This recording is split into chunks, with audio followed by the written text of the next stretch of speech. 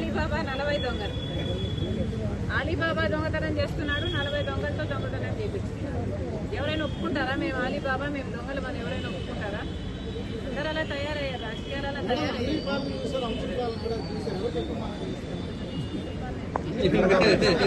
సుబ్బారెడ్డి గారు సమాధానం చెప్పాలి.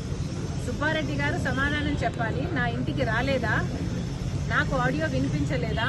నా బిడ్డల మీద నేను ప్రమాణం చేసి చెప్తున్నాను ఇది నిజమని. సుబ్బారెడ్డి గారు కూడా ఆయన బిడ్డల మీద, ఆయన వాళ్ళ బిడ్డల మీద ప్రమాణం చేసి చెప్పగలడేమో కనుక్కోండి. ఇక్కడ సుబ్బారెడ్డి గారు ఎందుకు అప్రూవర్ అయ్యారు మేడం? జగన్ తాలూకు బంటూ సుబ్బారెడ్డి గారు అప్రూవర్ అయ్యారని వాయిస్ వినిపించారంటే మరి అయిపోయినట్టు. అప్పుడు సుబ్బారెడ్డి గారు నాతో బాగానే ఉండేవారు. అప్పుడు సుబ్బారెడ్డి గారితో సంబంధాలు నాకు బాగానే ఉన్నాయి. జగన్మోహన్ రెడ్డి గారు నన్ను వ్యతిరేకించారు కానీ మొదటి నుంచి మధ్యలో ఉన్న బంధువర్గం అంతా ఇద్దరిని పోగొట్టుకోలేక జగన్ రెడ్డికి నాకు ఇద్దరికి సన్నిహితంగా ఉన్న వాళ్ళు చాలా మంది ఉన్నారు. అలా ఉన్నవాడే అప్పుడు సుబ్బారెడ్డి గారు. అందుకే అంటున్నా, సుబ్బారెడ్డి గారు అప్పుడు నాతో బాగానే ఉన్నారు. కానీ ఎప్పుడైతే జగన్మోహన్ రెడ్డి గారు ఆయన చేత నా బిడ్డల విషయంలో, నా బిడ్డల ఆస్తి కాజేసే విషయంలో జగన్మోహన్ రెడ్డి గారు కుట్రలు పన్ని అబద్ధాలు చెప్పించారో, సుబ్బారెడ్డి గారికి, సాయిరెడ్డి గారికి ఎట్లయితే ఒత్తిడి పెట్టి, ఎట్లయితే ట్యూషన్లు తీసుకొని మరి అబద్ధాలు చెప్పించారో అప్పటి నుంచి సుబ్బారెడ్డి గారితో నాకు మాటలు లేవు. మాటికి తెలుసు. ఎవరైనా ఆశ్చర్యపోతారండి, అంతకంటే ఏం చేస్తారు? ఆ రోజుల్లో ఎంతగా బుల్డోస్ చేసుకుంటూ పోయారో, వాళ్లకు అధికారం ఉంది, వాళ్లకు డబ్బు ఉంది, ఏది పడితే అది, ఎంత అరాచకం అయితే అంత అరాచకం బుల్డోస్ చేసుకుంటూ పోయాడు జగన్మోహన్ రెడ్డి గారు. అందులో భాగమే ఫోన్ ట్యాపింగ్ ఒకటి. కాంగ్రెస్ పార్టీకి బుల్డోస్ చేయడం రాదు. కాంగ్రెస్ పార్టీ ఒక జాతీయ పార్టీ, కాంగ్రెస్ పార్టీ స్క్రూటినీ ఉన్న పార్టీ. కాంగ్రెస్ పార్టీ ఇలాంటివి చేస్తుంది అని నేను అనుకోను. రాజశేఖర రెడ్డి గారు ముఖ్యమంత్రిగా ఉన్నప్పుడు కూడా ఇలాంటి ఫోన్ ట్యాపింగ్ ఎక్కడా జరగలేదు. ఇప్పుడు జరుగుతున్నాయి, కేసీఆర్ గారు చేస్తున్నారు, రేవంత్ రెడ్డి గారు ముఖ్యమంత్రిగా ఉన్నారు కాబట్టే ఇది బయటకు వచ్చింది. కేసీఆర్ గారే గెలిచి కేసీఆర్ గారే అధికారంలో ఉంటుంటే ఇది ఎప్పటికీ బయటకు వచ్చేది కాదు. ఒక మాట చెప్తున్నాను, నేను నా ఇంటికి వచ్చి నా ఆడియోను నాకే వినిపిస్తుంటే నాకెంత అవమానంగా ఉండాలి. కానీ ఆ రోజు నేను ఏం చేయలేకపోయాను.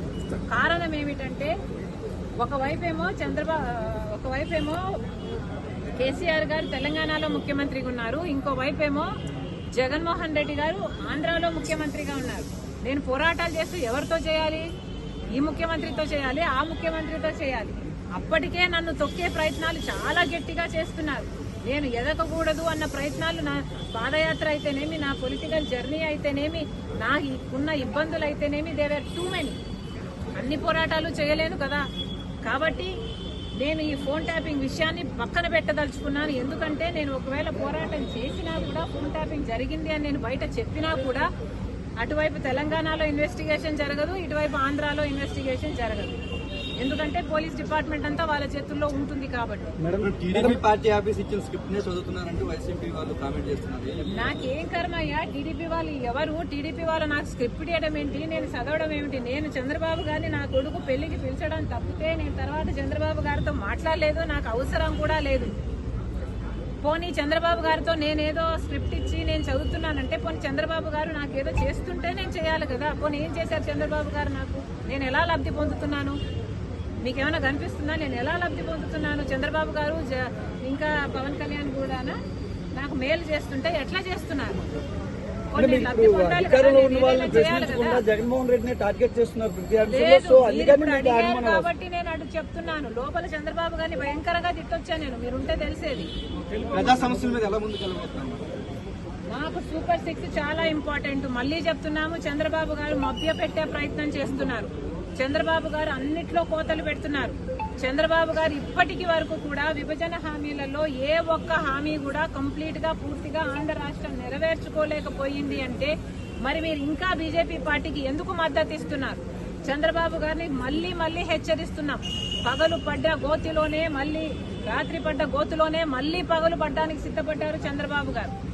ఒకసారి బీజేపీతో పొత్తు పెట్టుకున్నారు, చెడింది, మళ్ళీ పెట్టుకున్నారు. మళ్ళీ చెడితే బాగుంటుందని మేము అనుకుంటున్నాము. ఎందుకంటే ప్రజలకు బీజేపీ పార్టీ ఒక్క మేలు కూడా చేయటం లేదు కాబట్టి. రాజధానికి కూడా ఇప్పుడు అప్పులు ఇస్తారట.